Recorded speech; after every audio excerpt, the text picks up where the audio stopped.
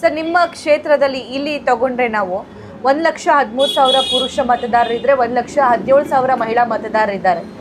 ಅದರಲ್ಲಿ community wise ನಾವು ತಗೊಳ್ಳೋದಾದ್ರೆ 75,000ಕ್ಕಿಂತ ಜಾಸ್ತಿ ಮುಸ್ಲಿಂ ವೋಟರ್ಸ್ ಇದ್ದಾರೆ, 50,000ಕ್ಕಿಂತ ಜಾಸ್ತಿ ಲಿಂಗಾಯತ ವೋಟರ್ಸ್ ಇದ್ದಾರೆ, 30,000ಕ್ಕಿಂತ ಜಾಸ್ತಿ ಮರಾಠ ವೋಟರ್ಸ್ ಇದ್ದಾರೆ. ಅದೇ ನಿರ್ಣಾಯಕ ಆಗಿ ನಿಂತ್ಕೊಳ್ಳೋದು ಮುಸ್ಲಿಂ ಸಮುದಾಯ.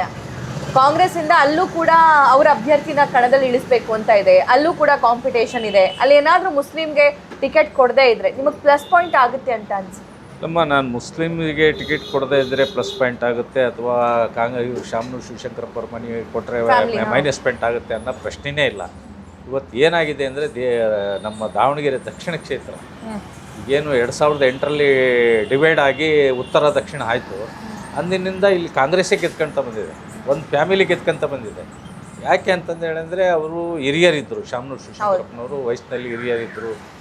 ಸ್ವಲ್ಪ ಹಿರಿತನದ ಒಂದು ತಲೆಗಳು ಏನಿದ್ವು, ಇಲ್ಲಪ್ಪ ಕೊನೆಗಳಿಗೆ ಅವ್ರಿಗೆ ಸೋಲ್ಸ್ಬಾರ್ದು ಅನ್ನೋ ಒಂದು ಅನುಕಂಪನೂ ಅವ್ರಿಗೆ ವರ್ಕೌಟ್ ಆಗ್ತಿತ್ತು. ಆಮೇಲೆ ಅವ್ರು ಪ್ರತಿ ಚುನಾವಣೆಗೆ ಏನು ಮಾಡಿದ್ರು ಅಂದರೆ ನಂದು ಇದು ಕೊನೆ ಚುನಾವಣೆ ಅಂತ ಹೇಳ್ಕೊಂತಾನೆ 4 ಚುನಾವಣೆ ಮಾಡಿಬಿಟ್ರು. ಹಂಗಾಗಿ ಆಮೇಲೆ ಅಲ್ಲಿ ಮುಸ್ಲಿಮು ಸಹಿತ ಅವರು ಸಹಿತ ಇಲ್ಲಿ ಬಿಡು ಈ ಸತಿ ಮುಂದಿನ ಸತಿ ನಮಗೆ ಅವಕಾಶ ಮಾಡಿಕೊಡ್ತಾರೆ, ಮುಂದಿನ ಸತಿ ನಮ್ಗೆ ಅವಕಾಶ. ಹಂಗಾಗಿ ಅವರೆಲ್ಲರೂ ಸಹಿತ ಸಾರಾಸಗಟ್ಟಾಗಿ ನೀವು ನನ್ನ 4 ಚುನಾವಣೆ ನೋಡ್ಕೊಂಬರ್ರಿ. ಆ 4 ಚುನಾವಣೆ ಸೋತಿರೋದು ನಾನು ಮುಸ್ಲಿಂ ಏರಿಯಾದಿಂದನೇ.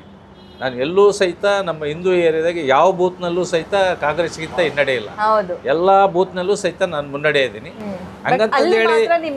ಹಂಗಂತಂದೇಳಿ ನಾನು ಮುಸ್ಲಿಂ ಜನಾಂಗಕ್ಕೆ ಎಂದೂ ಸಹಿತ ಕೆಟ್ಟ ಶಬ್ದ ಮಾತಾಡಿಲ್ಲ, ಅವ್ರಿಗೆ ಕೆಟ್ಟದಾಗಿ ಮಾತಾಡಿಲ್ಲ. ಯಾಕೆಂದರೆ ವೋಟಿಂಗ್ ಪ್ರಜಾಪ್ರಭುತ್ವ ಅವ್ರ ಹಕ್ಕು. ನಾವು ಯಾರೂ ಸಹಿತ ಅವ್ರನ್ನ ಕೊಂಡ್ಕೊಂಡಿಲ್ಲ, ನಾವ್ಯಾರೂ ರಾಜರಲ್ಲ. ನಾವು ರಾಜರು, ನಾವು ಹೇಳ್ದಂಗೆ ಕುತ್ಕೋಬೇಕು ನಿಂತ್ಕೋಬೇಕು ಅನ್ನೋದಕ್ಕೆ ಇದು ಪ್ರಜಾಪ್ರಭುತ್ವ.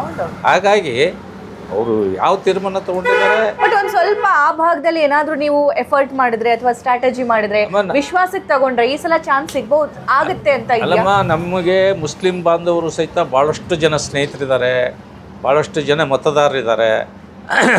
ಅವರೆಲ್ಲರೂ ಸಹಿತ ಈ ಸಾರಿ ನನಗೆ ಭಾಳ ಒತ್ತಾಯ ಮಾಡ್ತಾರೆ, ಅಣ್ಣ ಹಿಂದೆಲ್ಲ ನಾವೆಲ್ಲರೂ ಸಹಿತ ಶಾಮನೂರು ಶಿವಶಂಕರಪ್ಪರಿಗೆ ವೋಟ್ ಹಾಕಿದ ಸತ್ಯ, ಈ ಸತಿ ಒಂದು ಸತಿ ನೀವು ತೊಗೊಳ್ರಿ ಟಿಕೆಟನ್ನು, ನಾವೆಲ್ಲರೂ ನಿಮ್ಮ ಪರವಾಗಿ ಇರ್ತೀವಿ ಅಂತಕ್ಕಂಥ ಮಾತನ್ನು ಹೇಳಿದ್ದಾರೆ. ಹಂಗಂದ ತಕ್ಷಣವೇ ನನಗೇ ಕೊಡಬೇಕು ಅಂತಂದೇಳಿ ಹಠ ಹಿಡಿಯೋ ಮನುಷ್ಯ ನಾನು.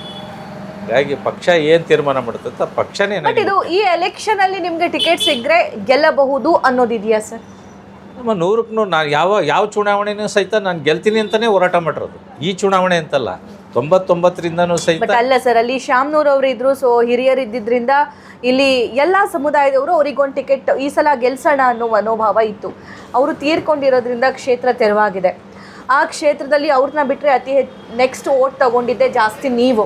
ಸೊ ಅವ್ರು ಇಲ್ಲದೆ ಇರೋದ್ರಿಂದ ಮತ್ತೆ ಬೈ ಎಲೆಕ್ಷನ್ ಬರ್ತಾ ಇರೋದ್ರಿಂದ ನಿಮಗೆ ಟಿಕೆಟ್ ಸಿಕ್ಕರೆ ನೀವು ಗೆಲ್ತೀನಿ ಅನ್ನೋ ವಿಶ್ವಾಸ ಇದೆಯಾ? ಅಲ್ಲಮ್ಮ, ನಾನು ಎಲ್ಲ ಚುನಾವಣೆನೂ ಆ ಥರನೇ ಹೋರಾಟ ಮಾಡಿರೋದು. ಅವಾಗ ಅವ್ರು ಇದ್ರು ಸರ್, ಈಗಿಲ್ಲ.